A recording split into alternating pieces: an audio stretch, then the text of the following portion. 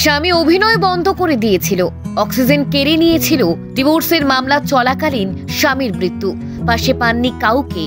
বৈধব্য যন্ত্রণা কিভাবে পেরিয়ে এসেছিলেন অভিনেত্রী নবনীতা? এখন নবনীতার স্বামীকে, টলিপাড়ার সুন্দরী এবং গ্ল্যামারাস অভিনেত্রী, কিভাবে শুরু করেছিলেন অভিনয়। জীবনে ভেঙে পড়লে চলবে না, নতুন করেও শুরু করা যায়। এখন কেমন আছেন নবনীতা?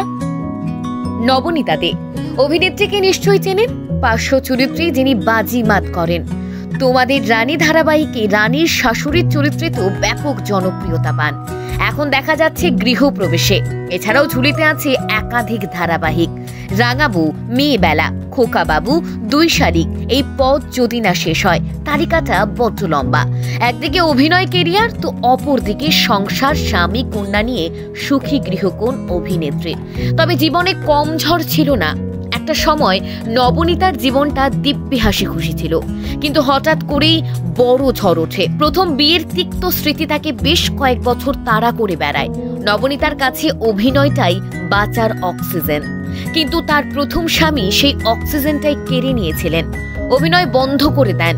বাধ্য হয়ে অভিনেত্রী মেয়েকে নিয়ে চলে আসেন নিজের বাবা মায়ের কাছে। তারপর ডিভোর্স ফাইল হয়। ডিভোর্সের মামলা চলাকালীন মারা যান প্রথম স্বামী। যখন স্বামী শেষকৃত্য করছেন, তখন কিন্তু শ্বশুর বাড়ির কেউ পাশে ছিলেন না। এটা অভিনেত্রীর জীবনের বড় আক্ষেপ। যারা এতদিন তাকে কথা শুনিয়ে এসেছিল, দোষারোপ করা এসেছিল, কঠিন সময় তাদের কাউকে পাশে পাননি। জীবনের অনেক বাধা পেরিয়ে আজ নবনীতা পেয়েছেন একটা শক্ত হাত। যার সঙ্গে ভালো আছেন তিনি আর কেউ নন, টলিপাড়ার জনপ্রিয় অভিনেতা। নিশ্চয়ই চেনেন, ইনি রাজা চ্যাটার্জি।